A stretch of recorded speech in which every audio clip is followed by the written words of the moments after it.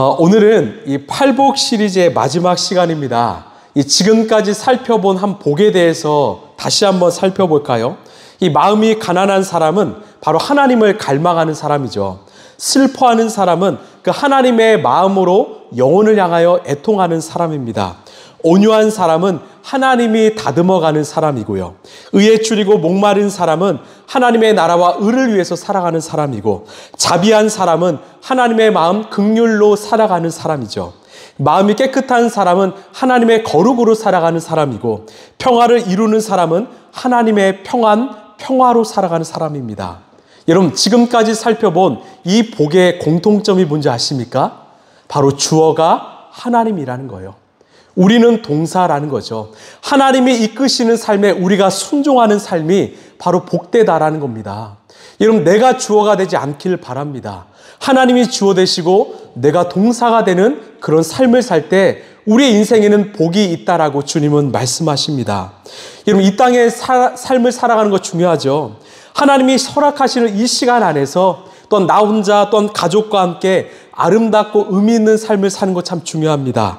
그런데요, 더 중요한 것은 이 시간 속에서 영원한 삶을 준비하는 것이 더 중요합니다.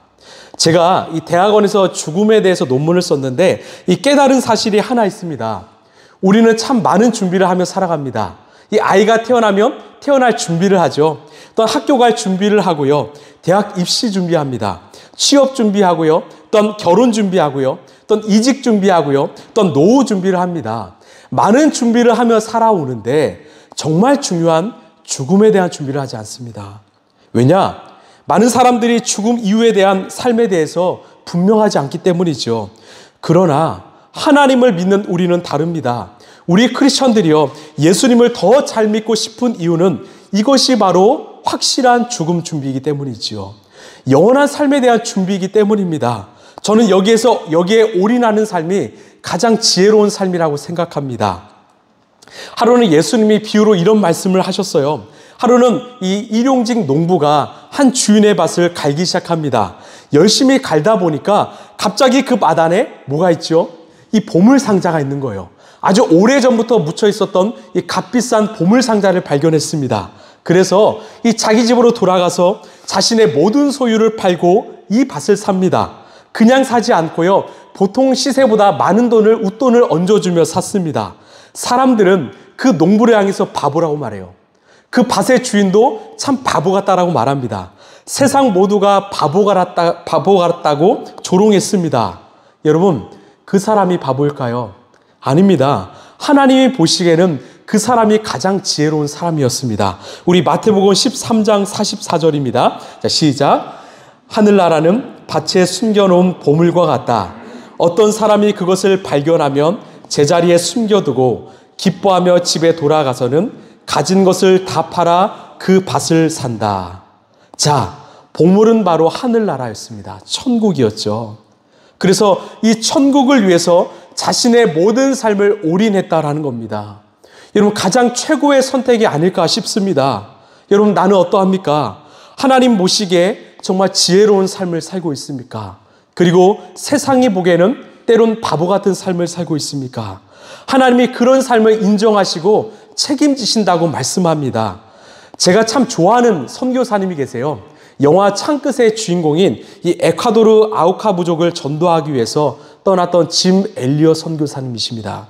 이분이 이런 말을 남겼습니다. 잘 들어보세요. 영원한 것을 위해 영원하지 않는 것을 포기하는 것은 결코 어리석은 일이 아니다. 영원한 것을 얻기 위해서 영원하지 않는 것을 포기하는 것은 어리석은 일이 아니다라는 겁니다. 지혜로운 일이라는 거죠. 여러분, 이것을 꼭 기억하시길 바랍니다. 여러분, 영원한 것을 붙잡으시길 바라요. 영원하지 않는 것을 포기하시길 바랍니다. 여러분, 이런 삶이 가장 지혜로운 삶이고 하나님이 원하신 삶이라는 거죠. 여러분, 이런 우리의 삶의 균형이 필요합니다. 먼저는요, 이 땅의 삶에 대한 열정과 열망이 필요해요. 오늘의 생명은요, 이 생명이란 말이 살생자와 또한 사명명자로 부를 수 있습니다. 즉, 하나님이 살라고 하신 사명이 있기 때문에 내게 오늘 생명이 있다라는 거예요.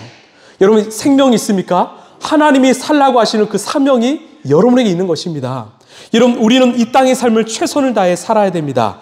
그러나 이 땅에만 머물지 않고 우리는 저 땅 천국에 대한 열망이 필요합니다. 그래서 우리는 늘 물어야 돼요. 내가 하나님 앞에 설 때 나는 자신 있게 설 수 있는가? 하나님은 셈하시는 하나님이신데 나는 칭찬받을 자신이 있는가? 이 두 가지 균형 잡힌 삶을 저는 건강한 삶이라고 생각합니다. 우리의 시선이 하나님을 향하고요. 우리의 삶의 주인이 하나님이 되시면 우리의 삶은요, 점점 더 심플해지기 시작합니다. 가지치가 일어나고요, 정리가 되고 분명해지기 시작합니다. 저는요, 한 번뿐인 인생이잖아요. 여러분, 우리는 한 번 숨이 걷어가면 끝난 인생인데 그 한 번뿐인 인생, 하나님을 위해서 귀하게 쓰임받는 저와 여러분 되기를 간절히 소망합니다. 이 땅의 삶을 살 때 정말 하나님 나라 천국의 삶을 잘 준비하시길 바랍니다. 자, 오늘 말씀 다시 한번 읽겠습니다. 우리 마태복음 5장 10절입니다. 시작. 의를 위하여 박해를 받은 사람은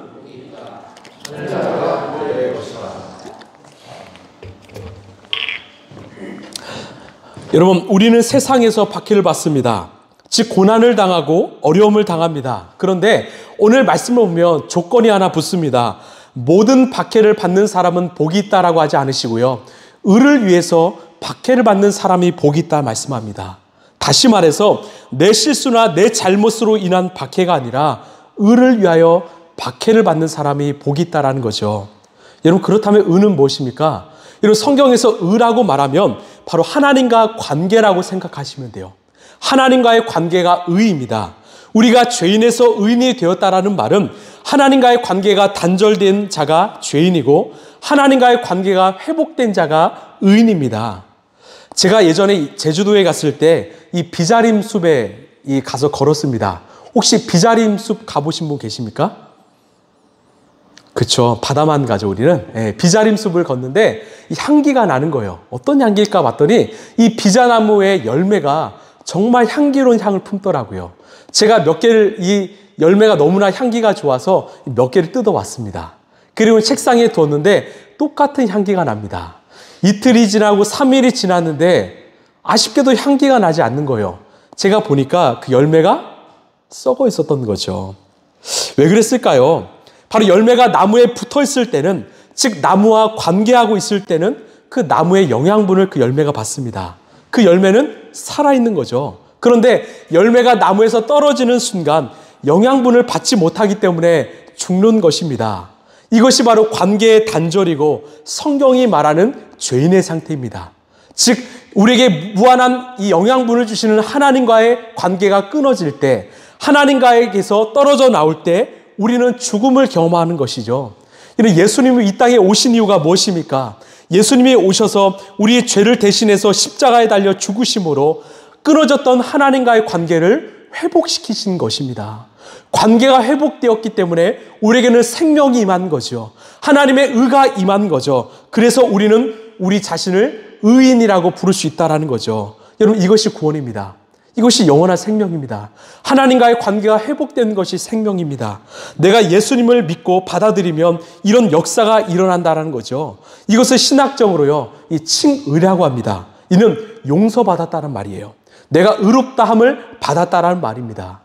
내가 칭의, 의롭게 여겨진 자는 어떻게 살아야 됩니까? 그 다음이 바로 성화입니다. 즉, 온 인격이 거룩해지는 것이죠. 우리는 이 땅에서 이 성화 거룩한 삶을 살아야 됩니다. 하나님을 닮아가야 되고 하나님을 쫓아가는 그 거룩한 성화의 삶을 살아야 됩니다. 그러면 우리는 마지막 날에 어떻게 될까요? 바로 영화롭게 됩니다. 이 영화는 완전한 상태, 무흠무결의 상태입니다. 이것이 바로 하나님과 함께하는 상태라는 거죠. 다시 말씀으로 돌아와서 내가 의를 위하여, 즉 하나님과의 관계를 위하여, 내가 하나님을 위하여 라는 말인데, 이 하나님을 위하여 하나님의 관계를 지키기 위하여 박해를 받는 사람은 오늘 복이 있다라고 말씀합니다. 여기서 박해라는 말이요, 헬라어 원어의 뜻을 보면 집요하게 쫓아오면서 괴롭히다라는 뜻이에요. 이 박해라는 말이요, 그냥 한 번 괴롭힌다 하는 것이 아닙니다. 우리를 집요하게 쫓아와서 막 괴롭히는 거예요. 한 번이 아니고 두 번이 아니고 10번, 100번을 괴롭히는 겁니다. 이런 박해는 한 번으로 끝나지 않습니다. 계속 우리의 삶을 괴롭힙니다. 마치 중독처럼요. 우리를 계속해서 우리를 넘어뜨리기 위해서 공격하고 공격하는 것이 성경이 말하는 박해입니다. 그렇습니다. 이 세상의 유혹과 시험은요, 단 한 번으로 끝나지 않습니다. 계속해서 우리를 넘어뜨리기 위해서 우리를 공격하고 공격하는 것이죠. 예수님께서요, 이 공생애를 시작하시기 전에 40일의 시간 동안 광야에서 금식하셨는데 이 사탄이 몇 번 공격했습니까? 유혹했습니까? 3번을 유혹했습니다. 그 3번을 집요하고 정말 집요하게 유혹하고 시험했습니다. 첫 번째로는 이 배고픈 금식의 상태이기 때문에 예수님께 이 돌을 빵으로 만들어서 먹으라고 이야기했죠. 또한 하나님의 아들이라면 저 산에서 뛰어내려 증명하라고 했습니다. 또한 세상의 왕으로 왔으니까 내게 절하면 이 세상을 다 주겠다라고 유혹했습니다. 참 매력 있는 제안이죠. 이처럼 사탄은요, 우리의 가장 연약하고 약한 부분을 집요하게 공격합니다. 한 번으로 끝나지 않고요, 몇 번이곤 거듭해서 공격합니다. 우리가 건드려지면 화나는 부분 있잖아요. 우리를 건드리면 우리가 분노하는 그 부분을 놓치지 않고 공격하고 공격하는 거죠. 이게 박해입니다. 이게 고난이죠. 그런데요, 예수님이 이 시험을, 유혹을 어떻게 이기셨습니까? 우리 마태복음 4장 4절입니다. 자, 시작. 예수께서 대답하셨다. 성경에 기록하기를 사람이 빵으로만 살 것이 아니라 하나님의 입에서 나오는 모든 말씀으로 살 것이다 하였다. 아멘. 지금 3번의 시험에서 계속해서 반복하는 문장이 있다면 성경에 기록하기를입니다. 무슨 말이냐? 예수님께서는요, 당신의 힘과 능력으로 이기신 것이 아니라 바로 하나님의 말씀으로 이기셨습니다. 저는요, 말씀의 힘을 믿습니다. 최근에 제가 한 성도님의 가정을 신방하기 전에 기도했습니다. 하나님, 이 성도님의 가정에 어떤 말씀을 주길 원하십니까? 그때 제게 주신 말씀이 바로 여호수아 1장 1절의 말씀인데요. 우리 함께 읽어볼까요? 자, 시작. 주님의 종 모세가 죽은 뒤에 주님께서 모세를 보좌하던 눈의 아들 여호수아에게 말씀하셨다.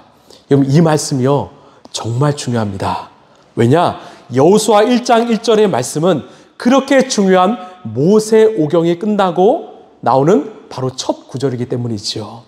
지금 광야 시대가 끝나고 이제는 정복 시대, 이스라엘 시대가 시작되는 역사서의 가장 첫 출발이 여호수아 1장 1절입니다.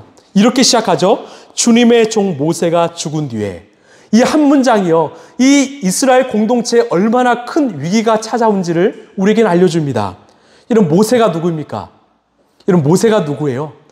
이스라엘 백성을 400년의 노예살이를 끝낸 지도자입니다. 40년의 광야 생활 동안 약 200만 명을 굶기지 않고 광야에서 버티게 한 장본인입니다. 하나님께 기도하면서 매일 만나와 메추라기를 달라 기도했습니다. 물을 마시게 했습니다. 더울 때는 구름기둥, 추울 때는 불기둥으로 백성들을 보살폈지요. 이 홍해를 가른 그런 리더십 있는 장본인입니다. 하나님과 깊은 관계를 유지했던 이 탁월한 지도자인 모세가 죽었습니다. 여러분, 공동체에 큰 위기가 찾아왔어요. 이제 어떻게 살아야 될까? 누구를 의지해야 될까? 그런 두려움에 빠진 그 상황에 저는 여기서 희망을 보았습니다. 어떤 희망이요? 1장 1절을 보시면 주님께서 모세를 보좌하던 눈의 아들 여호수아에게 말씀하셨다입니다. 무슨 의미일까요? 내 삶에 아무런 어떤 고난과 어려움이 찾아와도요, 하나님의 말씀이 내 귀에 들리기 시작하면 끝난다는 거예요. 하나님의 말씀이 여호수아에게 임하는 그 순간 고난은 끝났습니다.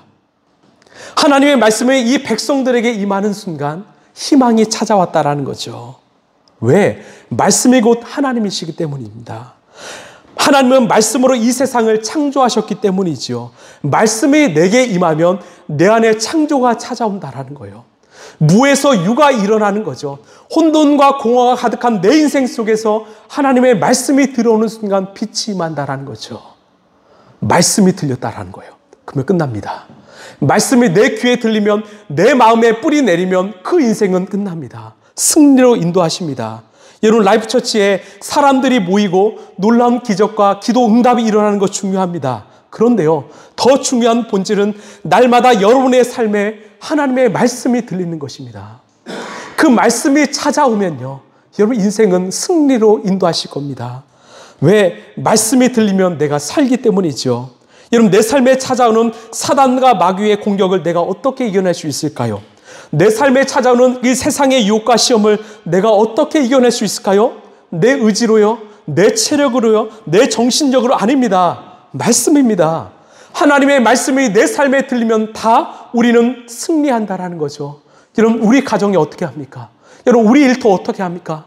하나님의 말씀이 들리면 우리의 가정, 우리 일터도 승리할 수 있다는 것을 여러분 믿으시길 바랍니다.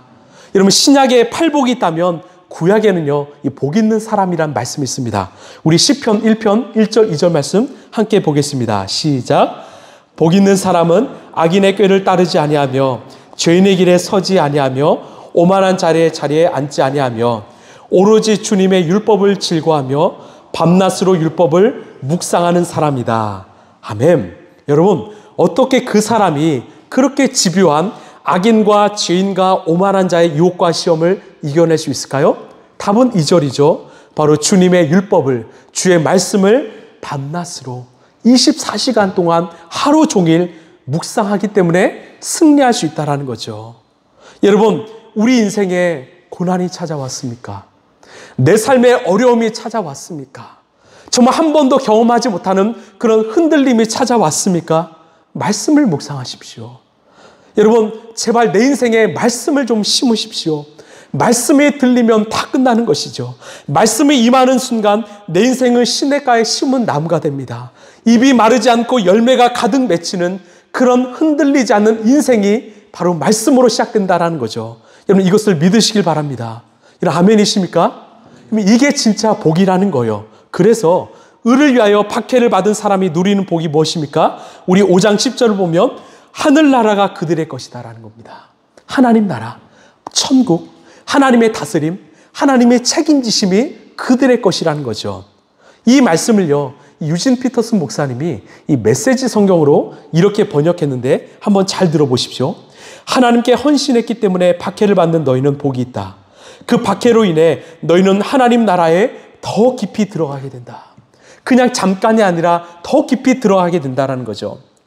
그 다음 사람들이 내 평판을 떨어뜨리려고 너희를 깔보거나 내쫓거나 너희에 대해 거짓을 말할 때마다 너희는 복을 받을 줄로 알아라. 그들이 그렇게 하는 이유는 진리가 너무 가까이 있어서 그들이 불편을 느끼기 때문이다. 여러분 잘 들으십시오. 그런 일이 일어날 때 너희는 기뻐해도 좋다. 아예 만세를 불러도 좋다. 그들은 싫어하겠지만 나는 좋아하니 말이다. 온 천국이 박수를 보낼 것이다. 또한 너희만 그런 일을 당하는 것이 아님을 알아라. 내 예언자와 증인들은 언제나 그런 고생을 했다. 저는요 이렇게 이 빨간 줄로 쳤던 이 문장에 참 감동을 받았습니다. 제 인생의 목표는요 바로 하나님의 인정입니다. 하나님의 칭찬입니다. 제가 제 인생을 끝나고 하나님 앞에 설 때요 저는 칭찬받고 싶어요. 하나님의 박수갈채를 받고 싶습니다. 하나님은 이처럼 당신을 위해서 고난을 당하고 박해를 받는 사람을 칭찬하시고 바로 박수갈채를 보내신다고 약속하셨습니다. 왜 그럴까요? 여러분 우리가 믿는 하나님은요 바로 평등의 하나님이 아니라 공평하신 하나님이시기 때문입니다. 여러분 성경은요 약 15,000개의 단어로 이루어져 있습니다. 그 많은 단어 중에 평등이란 말이 없습니다. 무슨 말인가? 이 땅에 태어난 모든 생명체들은 평등합니다. 그 가치는요 평등합니다. 그러나 그 생명들이 살아온 삶의 결과에 대해서는요 결코 평등하지 않습니다. 왜? 우리 하나님은요 공평하신 하나님이시기 때문이죠. 우리가 믿는 하나님은 뿌린 대로 거두시는 하나님이시기 때문이죠. 즉 우리 하나님은요 카운터하시는 바로 셈하시는 하나님이시기 때문입니다. 저는 종종 이런 생각을 합니다. 제 삶과 어떻게 사도 바울의 삶이 같이 평가를 받을 수 있을까요? 제 삶이 어떻게 그 장기려 박사님과의 삶과 비교할 수 있을까요? 그분들의 삶과 제가 똑같은 평가를 받는다면 그것은 말도 안 됩니다. 하나님이 만약 그 삶을 똑같이 평가하신다면 그것은 정의의 하나님이 아니십니다. 사도 바울은요 하나님 나라에서 저보다 더 높은 평가를 받아야 합니다. 그것이 하나님의 정의이고 공평입니다. 그런데요 왜 크리스찬들이, 왜 안타깝게 세상의 유혹과 시험에 빠져 살까요? 왜 하나님이 시퍼렇게 내 눈앞에 살아계심에도 불구하고 세상 사람들과 우리가 구별되지 않을까요? 바로 하나님이 마지막 날에 그 심판대 앞에서 우리의 삶을 셈한다는 그 사실을 우리가 잊고 살기 때문이죠. 저는 이 하나님을 믿습니다. 우리가 믿는 하나님은 셈하시는, 기억하시는, 또한 상 주시는 분이심을 저는 믿습니다. 제가 이것을 믿지 않는다면 저도 제 마음대로 살았겠지요. 그래서 저는요, 이 말씀을 참 좋아합니다. 우리 갈라디아서 6장 7절 9절입니다. 시작. 자기를 속이지 마십시오. 하나님은 조롱받으실 분이 아니십니다. 사람은 무엇을 심든지 심는 대로 거둘 것입니다. 선한 일을 하다가 낙심하지 마십시다. 지쳐서 넘어지지 아니하면 때가 이를 때에 거두게 될 것입니다. 아멘. 여러분, 이 말씀처럼 제대로 믿는 분들에게 큰 위로의 메시지는 없습니다. 또한 이 말씀처럼 누군가에게 두려운 심판의 메시지는 없습니다. 왜? 하나님은 알고 계시기 때문이죠. 하나님은 보고 계시기 때문이죠. 오늘 우리 홀로 있는 그 시간에도 하나님은 우리와 함께 하시기 때문이죠. 하나님은 셈하시는 하나님이십니다. 하나님, 우리가 심는 대로 거두게 하시는 하나님이십니다. 때가 이르면 반드시 거두게 하실 것입니다. 여러분, 우리의 삶을 한번 돌아보길 바랍니다. 나는 하나님을 위해서 무엇을 심고 있습니까? 혹시 우리 자신을 위해서만 심고 있는 거 아닙니까? 내가 하나님을 위해서 어떤 고난과 박해를 당하고 있습니까? 혹시 나 역시 세상을 위해서 살고 있지는 않습니까? 하나님이 내게 주신 그 사명을 내가 기억하고 감당하며 살아가고 있습니까? 아니면 나의 유익과 나의 이익을 위해서만 살아가고 있습니까? 여러분, 우리가 믿는 하나님은요, 셈하시는 하나님이십니다.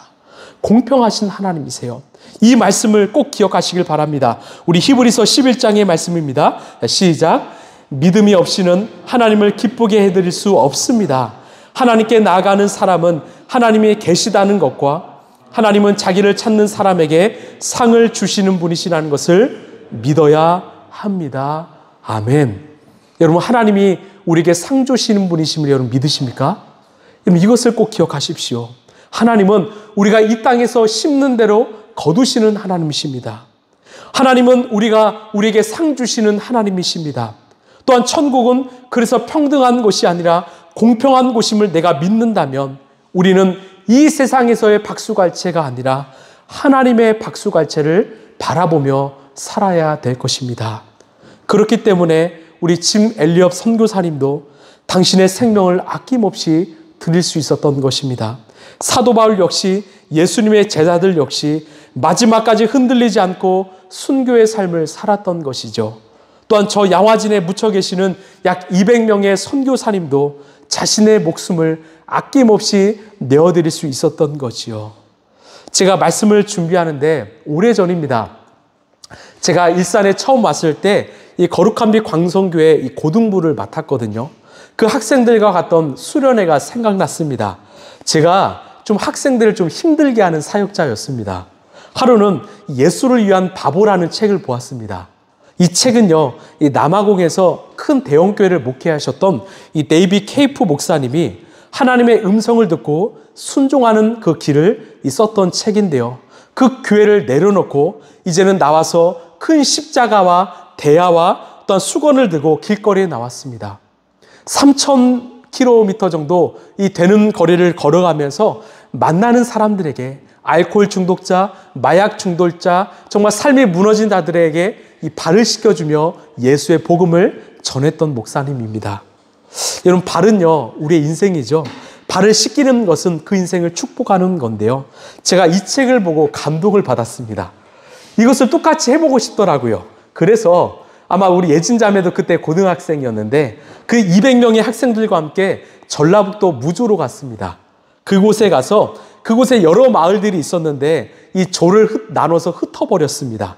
손에요, 대야를 주고요, 십자가를 주고요, 또 물통을 주었어요. 플랜카드에는 예수님의 마음으로 저희가 발을 씻겨드립니다. 이 플랜카드를 들고 이 마을 곳곳을 다니겠습니다. 한번 사진을 보시면 이 처음에는 반대도 많았습니다. 할아버지 할머니들이 막 이상한 시선으로 바라봤습니다. 내 발을 씻겨준다고? 그런데요, 시간이 지나니까 이 학생들이요, 한 분 한 분 그 어르신들의 발을 씻겼다는 소식이 들려오는 겁니다. 한 마을은요, 이장님이 방송을 했대요. 여러분, 이 청소년 친구들이 왔습니다. 심지어 우리의 발을 씻겨준다고 합니다. 다 마을회관으로 집합하세요 했더니 정말 집에 숨어 계셨던 할아버지 할머니들이 막 몰려오기 시작하는 거예요. 줄을 섰대요. 맛집도 아닌데. 그래서 한 분 한 분 발에 물을 붓고 씻겨드렸다라는 거죠. 또 길을 걸어가는데 저 2층에서 한 할아버지가 막 부르는 거예요. 얘들아. 보니까 거동이 불편하셨던데, 야, 이리 와서 내 발도 씻겨줘. 그래서 아이들이 올라가서 그 할아버지 발을 씻겨드렸어요. 복음을 전해드렸습니다. 알고 봤더니 그 할아버지 이 말기 암의 시한부 인생이었던 거예요. 예수님 믿고 영접했던 거죠. 또 어르신들이 주시는 과일을 먹으면서 복음을 전해드리고요. 어떤 친구는요, 그 할머니 돈, 그 고스톱 치시는 할머님과 같이 고스톱을 치면서 그 돈을 다 따왔다라는 거예요. 정말 어이없죠. 그러면서도 기도해드리고 안마해드리고 복음을 전해드리고 왔다라는 그런 행복한 시간. 그래서 저녁 집회는요, 제가 설교 거의 안 했습니다. 그냥 서로 나와서 오늘의 간증을 나누면서 정말 하나님 살아계시고요, 우리의 말을 들어주셨고요, 정말 우리가 복음을 전했어요. 그런 고백들이 가득 채워졌습니다. 여러분, 내가 박해를 받는다는 것은요, 단순한 물리적인 공격만이 아닙니다. 나의 시간, 나의 물질, 나의 삶을 헌신하는 것도 박해입니다. 고난에 참여하는 것도 박해입니다. 그때 참여했던 학생들이 얼마나 큰 은혜를 누렸는지 모릅니다. 이 데이비 케이프 목사님이요, 이런 말을 남기셨어요. 한번 보실래요? 하나님 나라에서는 성공이나 실패가 없고 오직 순종만 있을 뿐이다. 하나님 나라에는 이 땅의 성공과 실패가 아니라 오직 하나님의 순종만 하는 것만이 남는다라는 것이죠. 여러분, 우리가 순종했으면 좋겠어요. 단순하게 좀 살았으면 좋겠어요. 주의 말씀이 들리면 그 한 주 동안 그 말씀에 순종해 봤으면 좋겠습니다. 우리 계산하지 않고요, 정말 순전하게 순종했으면 좋겠어요. 예수님이 제 안에 감동을 주시면 우리 예스 했으면 좋겠습니다. 데이비 케이프 목사님을 향해서 세상 사람들은 조롱하고 손가락질했습니다. 저 바보 같아. 저렇게 큰 교회를 내려놓고 왜 이렇게 힘들게 살아?